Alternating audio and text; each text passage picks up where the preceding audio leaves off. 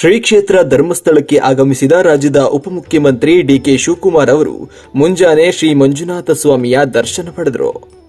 ಮಂಜುನಾಥ ಸ್ವಾಮಿಗೆ ಪ್ರಾರ್ಥನೆ ಸಲ್ಲಿಸಿ ವಿಶೇಷ ಪೂಜೆ ಸಲ್ಲಿಸಿದರು. ಬಳಿಕ ಧರ್ಮಾಧಿಕಾರಿ ಡಾಕ್ಟರ್ ಡಿ ವೀರೇಂದ್ರ ಹೆಗ್ಗಡೆ ಅವರನ್ನ ಭೇಟಿ ಮಾಡಿ ಮಾತುಕತೆ ನಡೆಸಿ ಆಶೀರ್ವಾದ ಪಡೆದುಕೊಂಡರು.